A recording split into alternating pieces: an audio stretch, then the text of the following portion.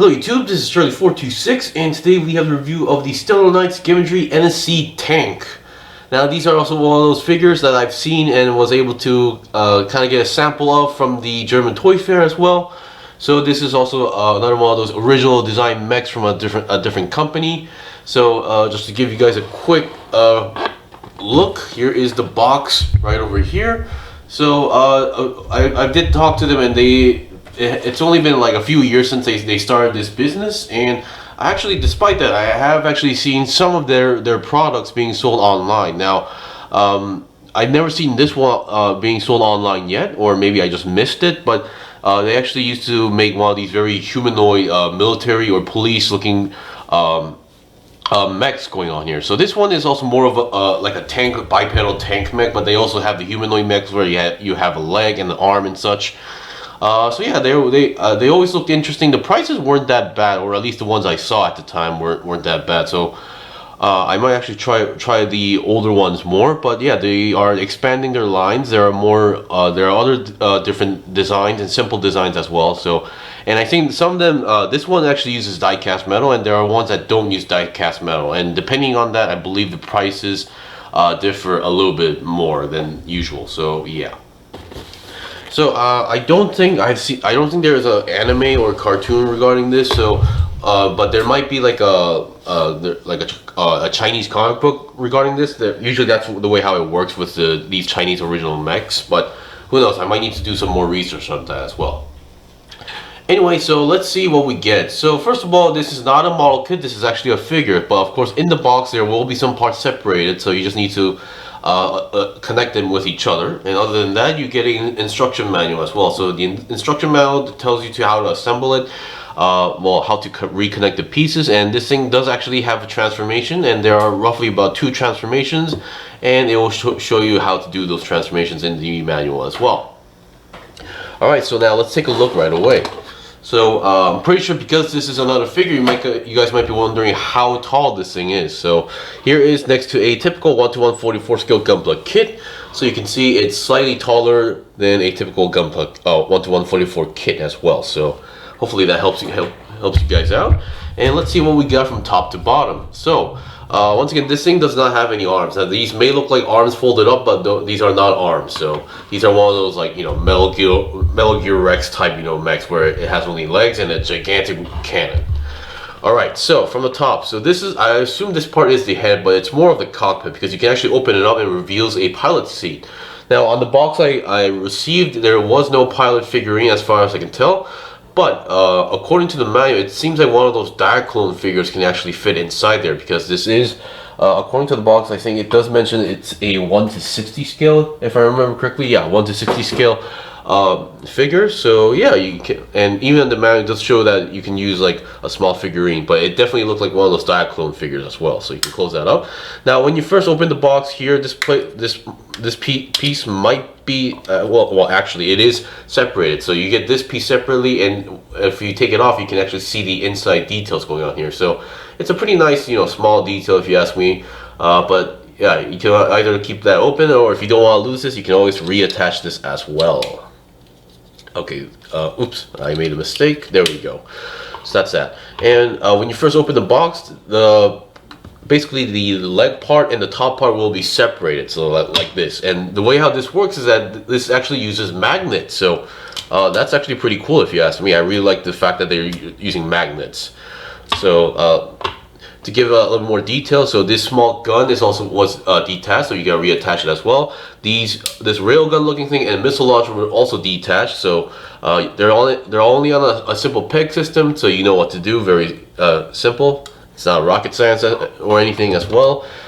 So top section wise, the articulation is pretty good, because despite how the connection is magnet, the rotation mechanism uses a ratchet joint. So you can go, I think you should be able to go 360, because there's nothing blocking the way, and yes, 360 is possible.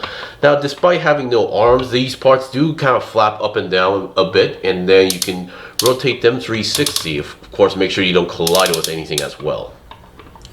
And then the weapon itself can go up and down, and because they are on a peg, you can kind of rotate them if you want to do so.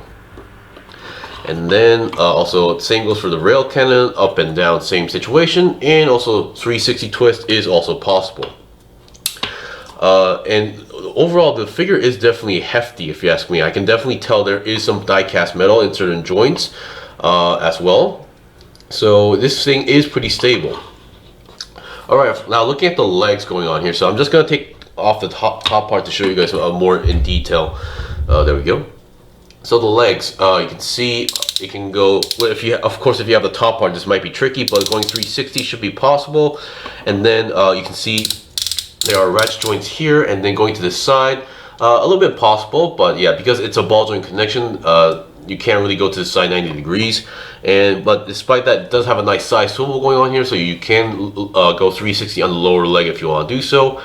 And let's see, the bend wise, now they are like two joints here. There's one here and here, so yeah, there we go. So you do get a very nice double jointed bend going on here, so no big deal there. Or now currently I'm using this position for the legs, but you can also kind of like straighten the legs a little bit more, and so if you want to make your mech look a little bit more taller, that is also an option as well. So it's really up to your preference, but this is the way how I usually go with a bit. And then this knee section, which also has a tank tread, also can move up and down like that. So up, down, and up is also possible.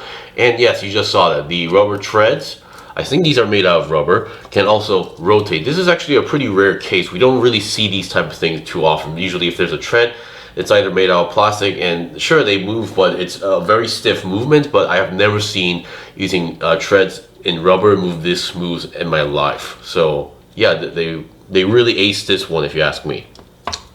Now feet wise, you can see it is connected as a ball joint, so you can twist it. You get a very nice pivot joint, and then I believe you can fold the toes, or I'm not sure, maybe toes. Yeah, I think these should be considered toes, all the way down if you want to do so. So very basic articulation, but yet well executed, if you ask me.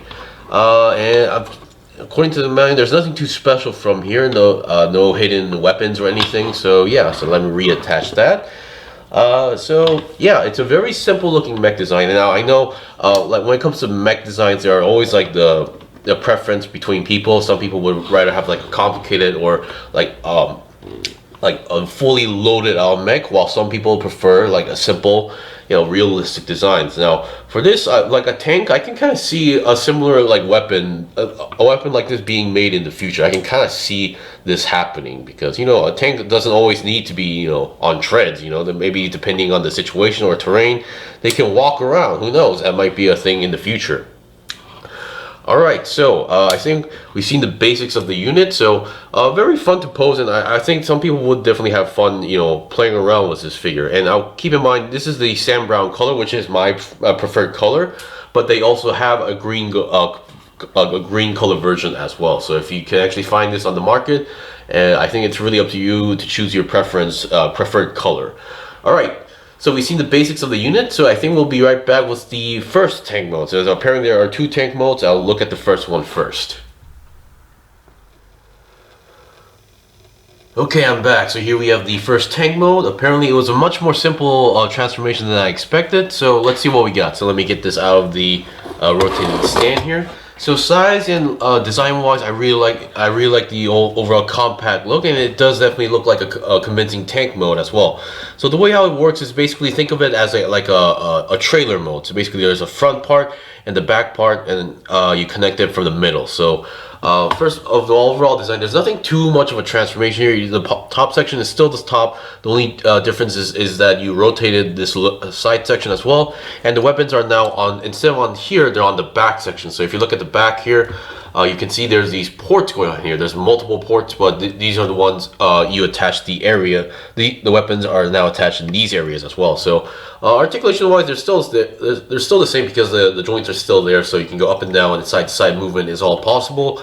So yeah, for now I'm going to take these parts off to explain another tank mode as well. But the way how this connects is that you can see there's a middle part there, and all you gotta do is wiggle your way out, and you can see the way how it connects. So originally this would have been folded up like that, and originally this would be looking like this, and now it's from this to that. So very simple design here, and the legs they're practically just folded up. So basically the legs were like this, and now they are like this. So very simple design, which I really like, because some transformations can be very difficult to do, from mech to like vehicle mode. Sometimes if they're more complicated, people won't do that too often, but this I can do it really often.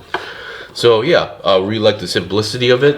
And the second tank mode is also even more simple. So basically it's from walker mode to, you know, tread mode. So instead of going full-fledged tank, you're going half tank. So now all you need to do is just connect this to like this, rotate the arms one more time, and then reattach the weapons here. And there you go, you have the second tank mode. So this is the more faster transformation mode. So you went from walker to tread mode. So very convincing, very simple design, which I really love this. So yeah, I think if you're not too good with transformations, it's fine, but this one you shouldn't have any problems as well. And because how the figure is really sturdy, I don't think there's anything you can go wrong with. The only part that you might accidentally like break after dropping, it might be this part, but once again, I don't think it's gonna break that easily. And yeah, that was pretty much it for the review. So I forgot to mention the company name, because I was actually getting confused, because on the manual or on the box there, they mentioned like two company names. One is Forging Soul, and then the other one's Soul Stone. But once again, I think the person who gave his business card had the Forging Soul name on the card, so I'm gonna assume that the company is Forging Soul. So once again, Forging Soul, I really love this product. I might actually purchase more online, because I have seen a few more of your previous older products, and I'm actually willing to try those out as long as the prices are right. Anyway, thank you for watching the review. This was a review of the the Tank Soul, the Gemeidree NSC Tank from Forging Soul. If you guys got any questions or requests, you can comment below. I still have more stuff to buy and build and make reviews on, so please stay tuned. Until then, see you guys next time.